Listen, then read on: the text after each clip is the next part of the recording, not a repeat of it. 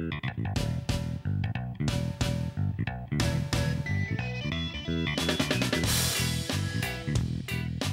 is Gina Paulhus, and I'm the owner of Homebodies and Home Fitness Training.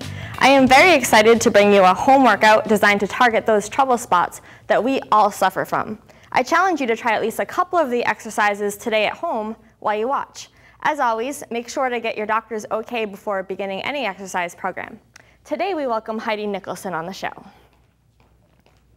Heidi is the owner of Bella Sarai Bridal. She is ready to give you a good core workout today by demonstrating all the different exercises that we're about to do. Be sure to stay tuned until the end because at that time we're going to give you some special tips on how protein can be the secret to your weight loss success that you've been searching for. You ready to get started today? I'm ready. Awesome. Let's cut right to it. So as I was saying, Heidi is the owner of a bridal salon. She deals with a lot of brides that come in. And what are some concerns that they tend to have about their whole situation with the gown thing? It's a good question. Every bride wants to lose weight. Every bride hates her arms. Every bride has to lose the last 10 pounds before she tries on wears that wedding gown. So it's a constant theme. Okay, so we're going to do some things that are just good for general fitness, but also those special concerns that the brides are going to have. Perfect. So the first thing we're going to try is dips off the chair with one leg lifted. So this is a little bit of a spin on the traditional dip that you can see people doing. So what we're going to do here is you put your hands right on the edge of a chair, you lift one of your legs up, you bend your arms as much as you can, push them to straight, bend, push them to straight. So we're going to let Heidi give that a shot. And she makes it look so easy. We'll see. About halfway through the set, I'm going to instruct her to switch which leg is lifted. How does it feel? Feels all right. Good. You could probably do about 50 of these, right? Oh, yeah. You can switch legs. Very good. Yep, keep going. And do a couple more, Heidi. Very good. So where do you feel that one? Right in my upper arms. Perfect. And what about the leg that you're lifting? The one in the front, do you feel it there too? Definitely felt it a little bit there, A very common situation you'll see is that people, when they lift their front leg, they don't keep it straight. You really want to make sure that you do that because that's the only way you're going to tone the front of your thighs, which even though the wedding gown is covering that up, there's going to be a point when someone's going to see that, right? so we need to make sure that area looks really good. Okay, so we're going to go to squatting side step with the band. Now, I'm doing this with a special band. It's a loop. These are very inexpensive. They're around $3 or $4. Even if you don't have one, though, you can take a band that you might have, such as this, and tie it into a knot to form a loop. Or you can even just do it without the band. It's still pretty difficult even without the band. So we're going to put this around our knees, just below your kneecaps. Your hands go on your hips. You want to try to keep about the same distance between your feet at all times as you're stepping. Try to keep the toes pointing straight forward. Once you get to the end of a certain direction, you start turning backwards to go the way that you came from. Okay? And this one is really good for the hips, which is another area that we all want to make sure is nice and trim. So Heidi, I'm going to have you start right on the edge of the blue mat. Okay. And once you get to the other side, you can go back. All right. Yeah, hands on your hips, perfect. Try to stick your hips back even more, like you're ready to sit in a chair. Good. And then just lift your chin and look up a little bit. Nice. I'm supposed to smile while I do this? I mean, smiling is good. That at least makes it look like we're having fun. Let's try to do 3. So that was 1 back and forth. I want you to do 2 and then 3. And she can probably tell you about the way it starts feeling after the first one, then the second one, and the third one, it really does start to burn. Oh yeah, it's already started. Okay. We're still gonna make you do 3 though. All right. No easy workout. Heidi is a tough cookie. She actually, when we first started working together, it was difficult for her to just run a minute at a time. She ended up completing a half marathon at a pretty successful pace, if I do say so myself. Thank you. So it just shows how far you can come if you just put in the work and believe what your trainer's saying, right? You got it. All right, so that's great. So that was 3. And your form was awesome. Looked really good. Thank you. And it's kind of a little bit of a trick to just get in and out of the band. If you've never done it, I'm not kidding here, you probably want to sit down because you'll find yourself falling over if you try to do that. She's pretty good with all this, so she makes it look easy.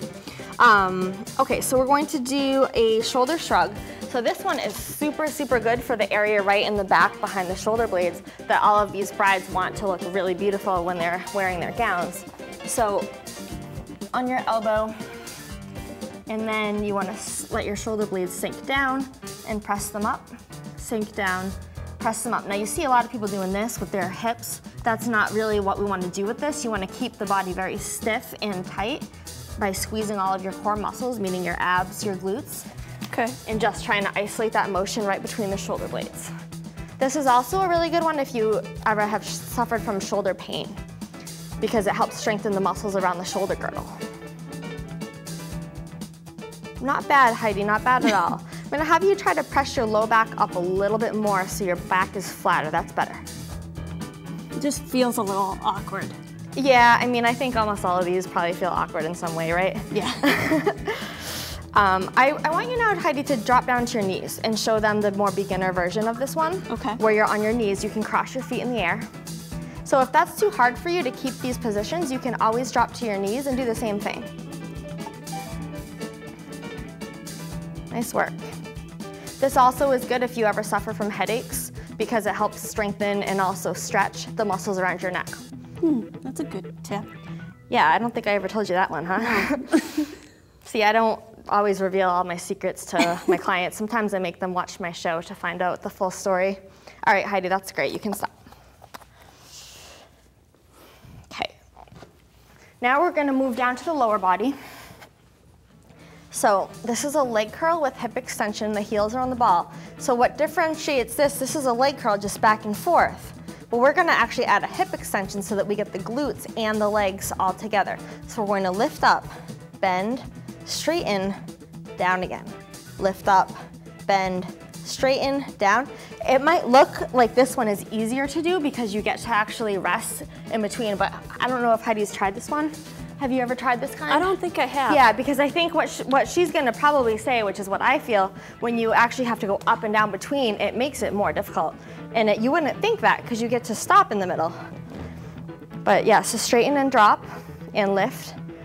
And so that's only two, and it's like you can already really feel those legs, right? Yeah. Yep. So I've been moving towards using this one more than the just the back and forth. And if it's too difficult, we just don't do quite as many. But Heidi's tough, like I said, so I'm sure she'll be able to do, I don't know, how much time do we have? A half an hour long show? Not nice. Just a little bit more with the locked up leg, Heidi. So lock those legs, lift, good. Perfect, just do one more just like that. Very good. All right, now we're going to go to something that's going to work on the waist. This is side plank up on the hand. So you want to try to stack your feet, lift one arm up, and just hold that position. And then once you're done, other side.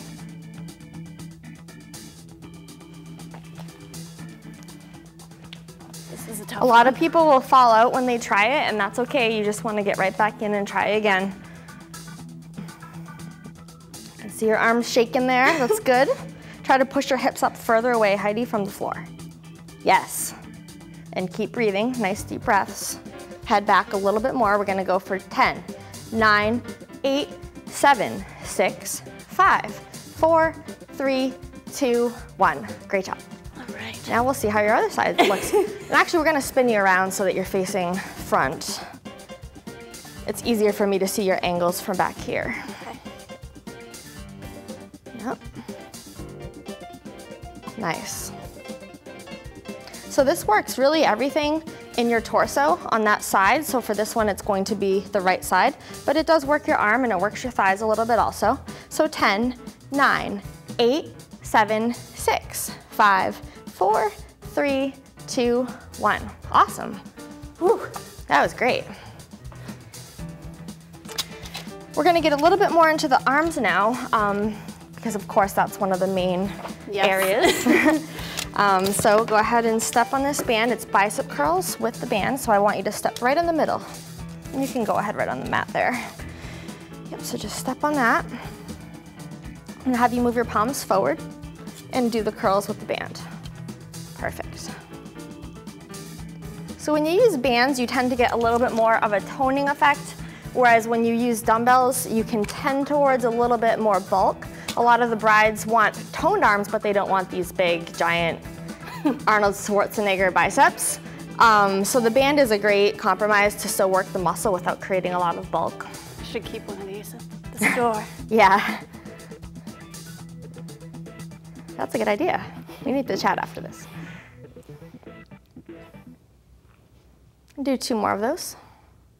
Try to keep your head pressed back even while you curl the weights, or I should say the band. Good work. Whew. The band is also great for traveling because you can throw it in your suitcase and there's a whole, I mean, we just had done that one today, but I can probably give you 10 different exercises easily that I'll use the band. In fact, we've been through this before, right? Yes, yep. When my clients travel, they ask me, what can I do? I don't know if there's gonna be weights where I go, and we'll come up with a routine, and if you have really a spot on the floor and a band, you can get a lot done. Yeah, and that way you can try to minimize any of the damage that might happen while you go on your vacation. Which, I mean, you went on one last week, right? Yeah. Did you minimize? I tried to. Okay. I gotta be honest. There was a little bit of monkeying around? Yeah. Okay. Okay, so we're going to go to the banana rockers next. I like to name a lot of the exercises after like foods and animals because people seem to be able to remember what the heck it is. I don't know why, it just seems to work. So this is how it looks. So this is the little bit more advanced version. You can also put your hands by your thighs, and if you need to, you can bend your legs and do the same thing with the legs bent. But at that point, it really doesn't look like a banana anymore, so I'd have to change the name. So we're gonna hope that Heidi can do the other types. So arms by the ears. Try to make your low back flat against the ground. Good. So what we're looking for is for her body to be almost like a seesaw, tip, tip, tip, tip, where it looks like it's all connected. And keep breathing, Heidi. Do 2 more of those. So this one gets your entire front. It's very good for flattening and toning the abs, which, I mean, who wouldn't want that, right? Yeah, we all want that. We all want that, right. Okay, so this is a really cool one. It's another ab one, but it also gets the inner thigh, and I mean, it seems like these areas are just never ending that we want to get. So your hands can go up above your head, or they can go by your hips. If they go by your hips, it is a little bit easier to do it. You want to tap the ball to the floor and lift it above, and you want to really squeeze the ball with your legs the whole time, which is going to get the inner thigh for you.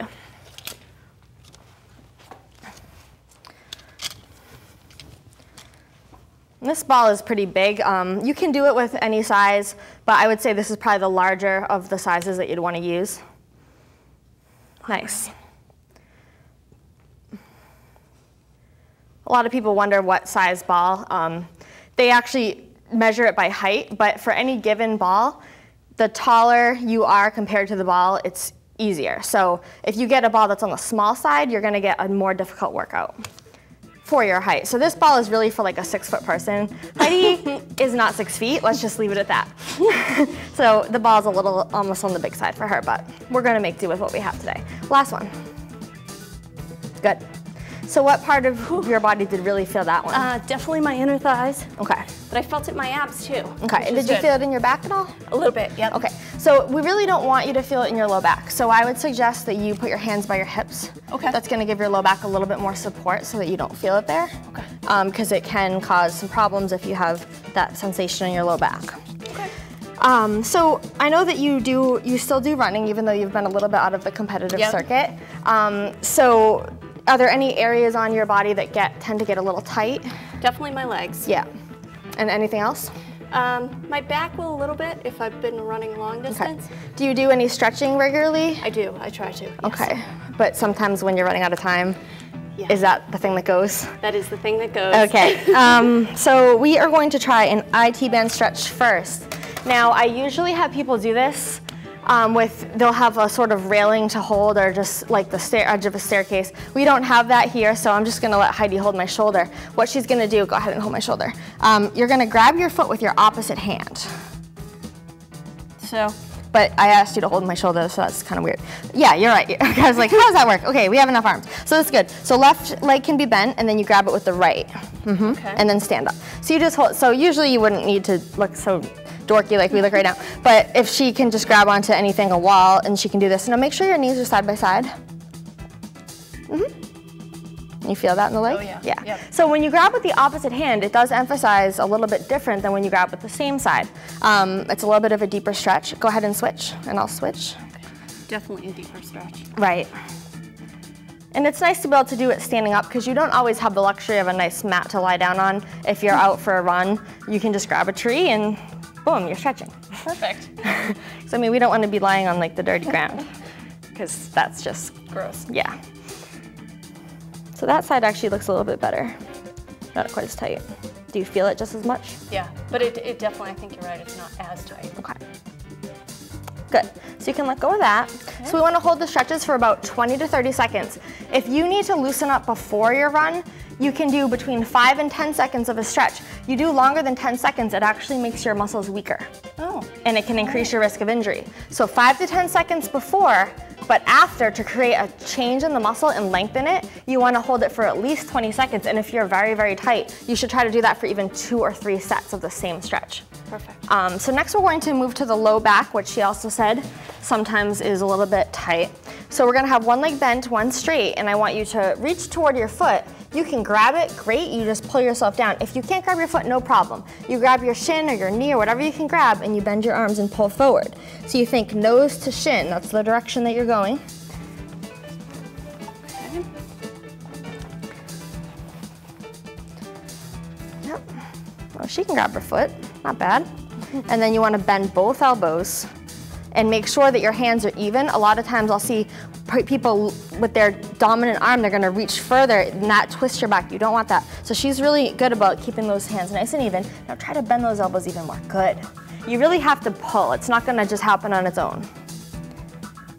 Nice. And even put your head down too. So I said nose to shin, so that even the head has to be moving in that way. Perfect. You can switch now, Heidi. Nice. Yep. You don't want to force it. I mean, if it's really painful, don't go that far. But there's a tendency, especially when you're sitting on the floor, to let yourself relax and just kind of veg out there. Well, stretching is supposed to be an active activity, like you're doing something. You're not just sitting there slumped over, looking like you're working out. But we've all done it. Like you sit in the stretch and you're like, la la la, what are we gonna have for dinner tonight? Is my boyfriend home? And you just start like thinking about this stuff and you're not even trying to do what you're supposed to be doing, which is stretching. Head down a little more, good. Okay, now we're gonna put both legs out in the front. Same thing, start by grabbing your feet, bend your elbows down, get that head down. Nice, and just hold that. Try to make your big toes, or where they would be if you didn't have shoes on, touching each other. Yeah, and if that means you have to come up more, no problem. It's better to be up and make the toes touch than let the feet wing out. Definitely feels different. It gets a whole different set of muscles. Yep. When you have the toes touching. A lot of people think trainers are so fussy about form because we're just a bunch of control freaks, which admittedly we tend to be that, but there is actually a reason behind all of these nitpicky things that we say. We're not just doing it to torture you, even though it might seem like that. Plead the fifth. Okay, you can get out of that one. So did that feel like it helped loosen things up a little bit? Definitely. Awesome. Okay, so it is time for the listener question of the week, and this question is about protein. I know I'm supposed to eat a lot of protein if I'm working out and trying to lose weight, but I'm not sure how to go about getting enough protein during the day. Please help. Sound familiar? Yep, Yeah, so we started working together in 2007, I think, 2007. And it's like the first thing, I have my clients keep a food journal, and I have them write down what they're eating. And it's like, I want to just like scream and say, this is crazy, I can't believe what you're eating, but I don't, I'm nice. You are very nice. I think there was a point when you had popcorn for dinner every day for, I don't know, a year. So needless to say, that didn't end well. Anyway, okay, getting off topic. So this is a common question. Many people think as long as they're just eating some chicken or fish at dinner time, they're getting enough protein. However, the truth is, the average person should be getting close to 1 gram of protein for every pound that they weigh. So then at that point, I'm just gonna tell you, how much do I weigh? You have to think about that. I weigh, I don't know, whatever it is, 150 pounds, the average adult, or something like that. So that's a lot of grams of protein. Now, I said 1 gram per pound, assuming that your goal is to become stronger and to be leaner or even lose weight altogether. So if you're happy with your body, you don't want to make any changes, you probably can get away with a little bit less. If you're an athlete that's working out a lot, if you want to drop weight or if you want to get stronger, you really need to get all that protein. So when you made the shift to eating more protein, what kinds of things did you notice changed for you? I definitely noticed that I became stronger. I had a lot more endurance when I was running and training. I wasn't as hungry. I just felt better overall. I wasn't wanting to snack the second I had the chance. So, and then like most people, there'll be a point when you'll let things go a little bit, just as life gets crazy. And did it feel like you lost those benefits when you didn't do the protein? For sure. And that kind of causes you to want to get back into it. Exactly, yep. So let's take a look here at what some typical foods have. Something like white meat chicken or white fish has 27 grams for every 4 ounces. Now, most people think that steak has the most protein of anything. Well, it actually doesn't, and I'll tell you why. Steak is more fat than the other leaner meats, and if you think about a piece of steak versus a piece of chicken, if the steak has all that fat, it has to have less protein because some of that mass of the steak is being taken up by the fat. So steak, ounce for ounce, actually has less protein than fish and chicken. So that's the first thing to keep in mind. A cup of 0% fat Greek yogurt has 23 grams. A cup of standard yogurt only has 14. So if you're going to go with yogurt, the Greek is the best bet. In egg, people tend to think eggs are really loaded in protein. They actually only have 7 grams each, which is okay, but you might need to eat more than one to get a significant amount. A quarter cup of nuts, 5 grams. Which, it can add up, but you can't go crazy with the nuts. It's all too easy to, So, a scoop of protein powder. I know Heidi is a fan. Oh yes, very big fan. Sometimes she's even done the 2 scoops. Yep.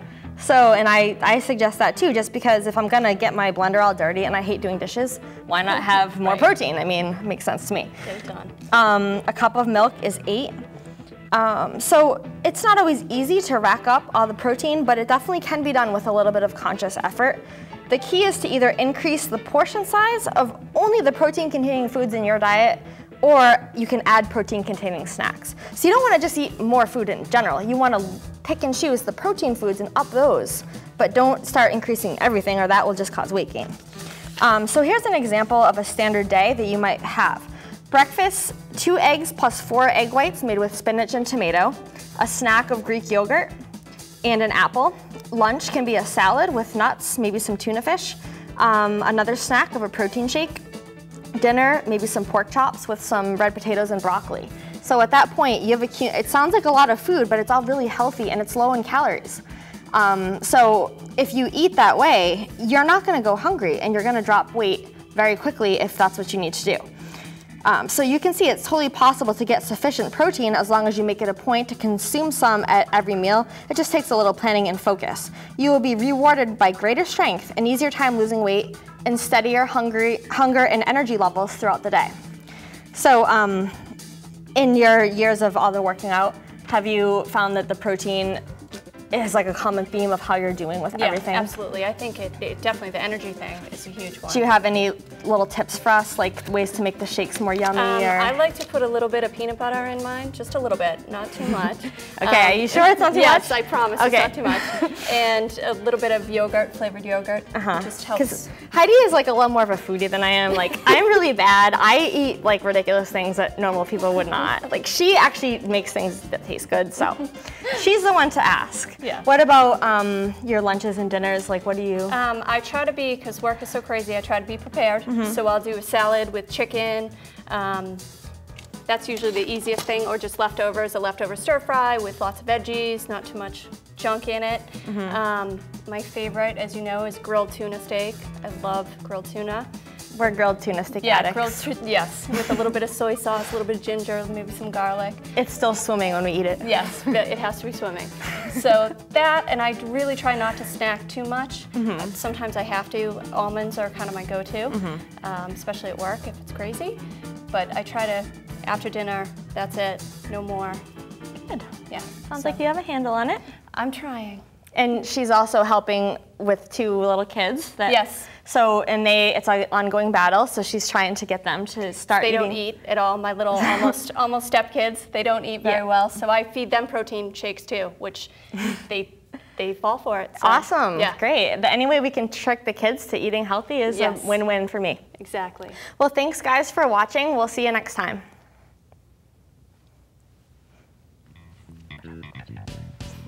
Arm stuff like.